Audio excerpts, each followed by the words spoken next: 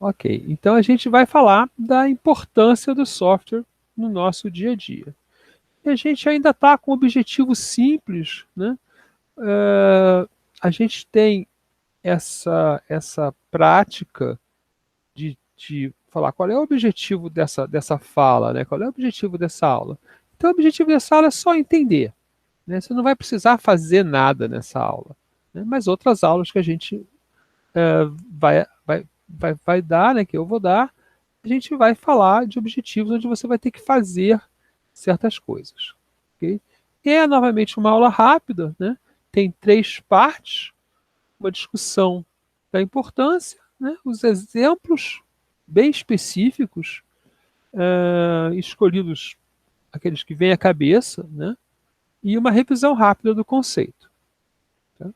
Então, qual é a importância do software? Né? O que vocês pensem aí, né? E escrevam, né? O que vocês conhecem que não tem software hoje em dia, que é totalmente independente de um programa de computador. Olha só, a gente está falando de coisas que vão desde o fornecimento de luz na sua casa, né, até as suas relações afetivas. Né? Tudo isso hoje ou é dependente ou é mediado voluntariamente, né, por software. Né? Quando você manda uma mensagem para sua mãe, né, manda uma mensagem para o namorado, para a namorada, né, você está usando um software. Então, até a sua relação pessoal, a sua vida pessoal hoje, ela é cercada por uma camada, né, de software. Tá? Sim, sim, o software é necessário para tratar as informações, mas a gente, veja só, a gente foi além disso, né, porque a gente tinha até até antes do smartphone, vamos dizer assim, né? Antes do aparecimento do smartphone ou, ou, da, ou do aparecimento principalmente, né, do iPhone com esses apps, né, que agora foram para todas as coisas. A gente tinha um espaço é, é, meio separado. Aquilo ali é um equipamento, isso aqui, isso eu. Mas agora a gente é cercado, né, por essa bolha. Inclusive agora na pandemia ficou muito forte, né? A gente tem uma mediação nos nossos relacionamentos pessoais por software. Então, o que eu posso dizer é o seguinte: hoje o software é o que move o mundo. Né? Claro, para rodar o software, você tem que ter o hardware. Mas veja que enquanto o software é ele que faz realmente uma função, um mal necessário, muito bom. Hoje é uma pessoa muito legal, né? E ele tem umas visões boas. O software é o mal necessário. Eu não acho que ele é um mal, né? É, tem uma frase, agora eu me esqueci do autor, mas ele fala assim: toda tecnologia não é boa nem é má, muito antes pelo contrário. Né? Então, veja só, a tecnologia está lá. Né? Você pode usar ela de um jeito, ou as forças que usam ela, né? Você não usa sozinho, né? Quando você usa o Facebook, né? Vamos pegar esse exemplo que está na moda agora da política, né? Quando você usa o Facebook, né, e você recebe mensagens políticas lá, várias forças estão envolvidas, né? Tem lá o Facebook e os donos do Facebook, tem os funcionários que podem não estar muito bem fazendo o que os donos querem, né? Tem os que contratam o Facebook, tem as pessoas que se organizam para usar o Facebook como um grupo, né? E tudo isso que eu falo vale para o Twitter também, né? E, e, e aí você tem coisas acontecendo, né? Você tem esse cancelamento, né? Outro dia teve essa coisa de falar mal daquela cozinheira famosa aí da Argentina que tem um programa na Bandeirantes, né? E porque ela falou que a gordo come mal, né? Ah, ela tá com gordofobia, né? A Paola, né? Aí teve um monte de coisa sobre gordofobia, aí cancelaram a Paola, aí depois vieram descancelar a Paola. Então toda essa confusão, né, ela não é causada pelo software, é causada pelo uso do software e como as pessoas e grupos, né, que se organizam ao redor desses artefatos se mexem. Mas para mim hoje é muito difícil encontrar um exemplo, né, onde uma ação, um movimento, um andamento de algo independa totalmente do software. Então, isso é uma coisa de muita responsabilidade para a gente. Né? Então, essa frase, qual a importância do software? né? É porque quando a gente vai trabalhar, né, quando vocês forem trabalhar, a gente às vezes tem essa visão técnica, né? Eu estou só fazendo isso aqui, esse aqui é meu trabalho, né? Meu trabalho é, quando recebe uma informação, colocar ela no banco de dados, então eu faço uma tela para isso. Mas você pode estar trabalhando com coisas muito importantes, né? Por exemplo, agora a gente está num grande projeto trabalhando com a Defensoria Pública. Então, se a gente errar um dado, pode uma criança ficar sem receber a pensão alimentícia, né? Pode uma pessoa ser presa, né? Por quê? Porque a gente não pegou, tem uma informação que vem no tribunal, que é uma ordem de prisão, né? Se a gente não. E quando o defensor lá vê a ordem de prisão, ele pode falar: não, isso aqui, essa ordem de prisão não pode acontecer porque a pessoa é inocente. Então, se o defensor não conseguir receber essa ordem de prisão na ordem imediata, essa informação, ele não age diretamente, né? Então, tudo que a gente faz tem uma responsabilidade social, né? Tem uma responsabilidade com os nossos clientes.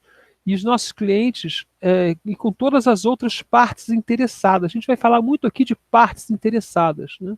Então, olha só, eu estou fazendo um software para a defensoria, né? Então, meu cliente é a defensoria, mas o cliente da defensoria é uma parte interessada, né? A pessoa que está sendo defendida na justiça, né? Ou até a pessoa que está pedindo algo da justiça, né? Algo que é um direito dela, né? Ela vai via defensoria. Por outro lado, né? O juiz, né, vai dar ordens e ele quer que essas ordens aconteçam e então ele também é uma parte interessada. E lá a outra parte que a gente chama lá de outro polo, né, também é uma parte interessada, né? Então a gente tem uma quantidade de partes interessadas e algumas são interessadas contra. Se você for fazer um software numa delegacia que ajuda a reconhecer preso, pessoas que têm que ser presas, né, a pessoa que tem que ser presa, ela é uma parte interessada que não quer que você faça esse software, né? E a pessoa que pode ser presa erroneamente, como aconteceu no Rio de Janeiro, já um caso em outros lugares do mundo, né, que tem um software de reconhecimento facial na rua, aí reconhece uma face, essa face parece com outra face e a pessoa vai presa, né? Pelo menos temporariamente, né? Pelo menos é detida. E aí? Né? Então a gente tem a importância do software cada vez é maior, ele cada vez trata de detalhes mais pessoais da gente, né? Tem toda essa questão da privacidade, e cada vez ele controla mais a nossa vida, né? Então, quando você pega, e a gente vai ver daqui a pouco alguns exemplos, porque tem coisas que são muito mais controláveis, apesar da oportunidade de funcionamento ser menor, porque são em hardware. Por quê? Porque o cara simplesmente faz uma máquina que só faz aquilo. Então, para aquilo não funcionar, a máquina, aquele pedaço de metal, tem que quebrar. E calcular a resistência de um pedaço de metal é muito mais fácil que calcular a resistência de um software a bugs, né? Então, por exemplo, né, a gente tem um exemplo aqui no Rio de Janeiro, né, que é a ciclovia, né, que caiu, mas mesmo assim ela teve um cálculo, né, que foi errado, ok. Mas um software, por exemplo, pode funcionar errado, né, um software, um elevador que tem lá um monte de coisa eletromecânica, e quando aquelas coisas eletromecânicas param de funcionar, o elevador para de funcionar, porque é feito dessa forma, né? Aí se você botar tudo na mão de um software, né, pode ser que um pico de luz faça o elevador ter um comportamento inesperado que machuque as pessoas ou até cause um acidente fatal. Então a gente tem um lado dessa importância do software, é que tudo passou a ser controlado por software, controlado e mediado, né? A gente está tendo uma aula que era ao vivo, onde vocês tinham uma grande liberdade de me interromper e vocês se sentem com menos liberdade de me interromper por causa do nosso protocolo lá, microfone fechado, né? Não, abram o microfone, interrompam, deem exemplos, né? Dizem que não estou entendendo, sua voz está ruim. A gente precisa dessa comunicação, né? Além disso, né, toda economia, todo dinheiro, né, pelo menos o dinheiro legal, né, circula, e até o ilegal, né, circula por meio de software. Então, toda a economia ficou baseada nessa informação que o Marco lembrou a gente. Né? Para mexer as informações mais rápido, a gente precisa do software, né? E a economia ficou baseada nisso. Né? E a indústria também, tamanhos de indústria, coisas que só são possíveis porque nós podemos resolver problemas de logística. Né? Então, como que eu organizo para milhares de caminhões chegarem, né, no porto na hora exata, para não ter fila, com o carregamento certo, para entrar na caixa certa, para ir para o navio. Essas coisas, na mão, são muito mais difíceis. Né? A partir do momento que você bota lá um container, você tem que saber o que tem no container, né, e coisas desse tipo. Né? Então eu tenho uma foto aqui, eu gosto muito dessa foto de um aluno meu que tirou da mesa de simulação da usina de Angra. Né? Então as fábricas dependem de software, os aparelhos domésticos, né? De vez em quando eu fico esperando lá minha cafeteira da boot, né? É, porque ela passou a ter um chipzinho lá dentro que precisa pensar alguma coisa, precisa saber que está quente o suficiente. Né? Eu tenho uma parente que tem a geladeira, tem internet, tem acesso à internet, tem vídeo, teclado, você programa a geladeira para fazer gelo, para fazer água na hora gelada, na hora que você quer. Né? É, a gente tem os automóveis mais simples hoje tem 30 chips, né? Um automóvel simplesinho. Né? E, obviamente, toda coisa que é naturalmente informação. Né? Porque a nossa economia é baseada em informação. E essa informação é processada em computadores, né? Que funcionam a partir de software, e tudo que a gente faz, né? Olha lá, você só consegue levantar um avião, né, se você mostrar para as pessoas que esse avião vai levantar voo para elas poderem entrar. Então, né, todo transporte aéreo, que é uma coisa enorme no mundo, né, depende disso. E tem essa relação dos sistemas serem controlados por software. Né? Então, a ordem, como as coisas funcionam, é o software. O custo do software dominar o custo de sistemas, o que foi uma espécie de surpresa, né? Porque inicialmente o custo de hardware, o importante era você construir o hardware para depois alguém que custa menos fazer um software pequenininho. Como os softwares ficaram enormes e complexos, os custos de software passaram a dominar o custo dos sistemas e o hardware, né, sempre fica mais barato em relação à potência. Né? E, surpreendentemente também, geralmente custa mais manter o software funcionando que desenvolver. Somente que o tempo de vida do software é muito longo. Né? Então, quando vocês estiverem lá trabalhando, ou talvez algum de vocês já faça estágio, né? Você pensa, eu estou fazendo isso aqui, né? Aquele isso aqui, né? Aquele, vou fazer dar um golpinho aqui. Aquilo ali vai ficar por anos escrito. Né? E alguém vai ter que entender daqui a 6, daqui a meses, daqui a 6 anos, talvez daqui a 25 anos. Né? Eu já fiz trabalho em cima de software de 25 anos atrás. Né? Exatamente. Né? A Gabriele e aí tá chamando a atenção, né? Esse termo código legado. Né? O código legado é, é, é um problema sério hoje em dia, né? E porque a cultura também vai mudando. Né? Então, hoje em dia, tem um salário enorme para pessoas que programam COBOL. Né? Por quê? Porque não se ensina mais COBOL, porque as vagas são poucas, o COBOL não é mais ensinado. Então, as empresas que usam COBOL, as pessoas estão literalmente morrendo, né, se aposentando, mas a gente já chegou se aposentando era 20 anos atrás, agora elas estão morrendo, literalmente. Então, é preciso de novos programadores COBOL. Rodrigo, você falou uma coisa muito importante, né? É importante documentar tudo. Mas eu queria chamar a atenção que essa palavra documentar não é necessariamente criar um documento do lado do software. Né? É o software ser autodocumentável. Né? Então, coisas importantíssimas a nível muito baixo. Nomes de variáveis, né? Algoritmos claros, indentação, Isso, né, veja só, isso é tão pouquinho, né? E a gente vai ter uma dificuldade enorme de ver isso bem feito, né? Eu tinha um grande amigo que eu trabalhei com ele várias vezes, que todas as variáveis dele tinham uma letra só, né? Porque ele tinha preguiça de escrever o nome da variável. Então, geralmente, quando eu trabalhava, como eu trabalhava muito com ele em cima do mesmo código, né, ele fazia, muitas vezes ele fazia o programa, quando eu pegava, a primeira coisa que eu fazia é dar nome para as variáveis. Eu ficava perguntando, e aí, Oz? Ele era o Washington, né? O apelido era o Oz. E aí, Oz, o que é essa variável R aqui? A R recupera. Então, essas coisas são muito importantes, né? Então, várias pessoas falando aqui, né? Seguir padrão de projeto, né? Então, então, por isso que existe esse curso enorme, né? E a gente vê coisas tão díspares. Para a gente ter uma base grande para poder ter uma linguagem de comunicação entre nós, né?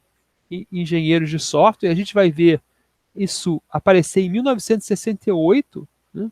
Onde a gente pode conversar entre a gente, sabe, ó, sei o que está acontecendo, porque a gente tem uma linguagem de comunicação comum, né? Nós temos o nosso jargão, as nossas técnicas, né? Isso não é trivial, porque, veja só, a maioria das engenharias elas estão em cima de uma base muito constante, certo? Ou seja, para o engenheiro civil, a força e a resistência materiais não muda há centenas de anos. Pode vir um material novo com uma resistência nova, mas a teoria básica de que são essas coisas não mudam. Mudam estruturas novas, são construídas, ok, várias coisas mudam. Mas a nossa base também muda um pouco rápido demais, né? Se vocês hoje aprendem a programar em C, talvez daqui a 10 anos C não seja mais usado. E a gente não sabe, né? A capacidade de previsão da gente é muito baixa. Então a engenharia de software vai desde falar lá o nome da variável até problemas de arquitetura que vão além dos problemas de padrão de projeto, né? Mas o que resulta nesse fato da economia ser tão importante, do software ser tão importante da economia? Resulta que ele passa a ser também uma parte grande da economia. Então, hoje em dia, a indústria de TI, graças a isso nós temos trabalho, né? É enorme, né? E no final de 2019, das 6 maiores empresas do mundo em valor de mercado na Bolsa Americana, 5 eram empresas de software, né? Só a primeira que não era. Que a primeira era uma empresa que a Arábia Saudita abriu, né, juntando todos os investimentos da Arábia Saudita. Então, é aquela empresa de óleo, mas deve ter software no meio também, mas não é exclusiva, né? Então, você tem lá a Microsoft, a Apple, a Amazon, que ficam pulando de posição aí, a Alphabet, que é a Google, né? E a indústria de TI toda, que inclui hardware também, chega a 3,74 trilhões de dólares. Então, isso é muito dinheiro envolvido, né? E permite, como tem esse muito dinheiro envolvido, e como a gente trabalha nos outros setores também, né, aparecem essas coisas como os unicórnios, né, essas empresas que fazem pouquinho, coisa focada e custam US$ 1 bilhão, né, valem US$ 1 bilhão e coisas assim. Então, vou falar alguns exemplos que me parecem que mostram uma ubiquidade assim que as pessoas não veem. Vocês talvez percebam, mas as pessoas em geral não veem, né? E eu vou sair um pouco da minha área para dar esses exemplos, né? Então, por exemplo, hoje houve grande parte dessa grande mudança de comunicação foi a mudança de uma coisa que chama de comutação por circuitos, né, para comunicação por pacote, né? Ou comutação por pacote. Significa o quê? Antes, para falar, a gente tinha equipamentos que botavam as rotas fixas entre dois equipamentos. Então, entre dois telefones, para falar com o outro, tinha que fazer um circuito. Hoje, praticamente toda a rede roda em cima de protocolos TCP/IP ou similares, onde a rede realmente ela não tem circuito, tem pacotes, e os circuitos, que é o TCP, né, são virtuais, né? Então a gente muda para comutação e comunicação por pacotes, né? E isso permite, né, que a gente tenha ligação de tamanhos incrivelmente grandes de taxa de comunicação. Né? Então, aí tem as taxas de comunicação entre os principais centros, né? Ásia, América Latina, Estados Unidos, Canadá, América do Norte, né? Europa e outros lados. Né? E isso é um sinal, né? Tudo isso é possível, tudo isso é internet. Então, isso é um sinal da importância. Né? A outra história bem interessante, né, é a criptografia. Né? Então, cada vez que uma pessoa entra na internet, faz uma compra, paga uma conta, e atualmente na maioria dos sites, só de entrar no site, a gente está usando uma coisa que era uma arma.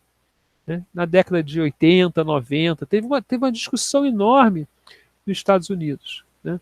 E a criptografia, como software, né, ela foi super importante, na verdade, mais como hardware, né, na Segunda Guerra Mundial. Né, naquela época, os computadores ainda eram programados com ligações elétricas, né, você ligava um fio no outro, mas mesmo assim, né, então o bomb lá que a gente viu no filme do Turing, né, que resolveu o enigma, ele era um computador eletromecânico, né, programado com fios, mas alguém tinha que pensar isso, e esse pensar, hoje a gente fala, isso é software.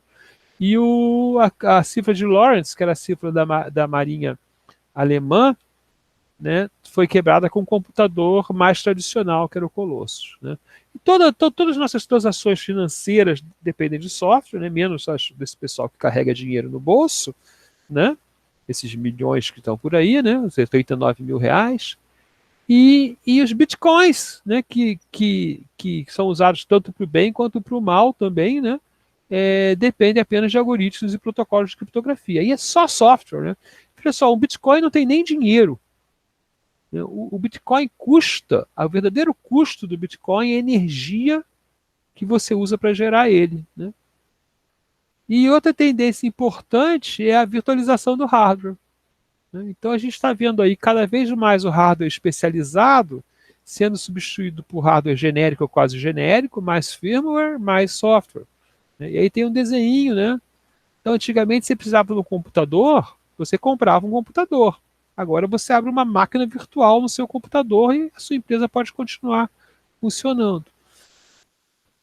Então essas coisas permitem várias vantagens, como vantagem em escala, você compra um computador maior, paga menos que vários computadores menores, gera menos energia, você responde mais rapidamente a mudanças. Né? Então, outro dia a gente quis, precisamos pegar a votação, fazer uma votação.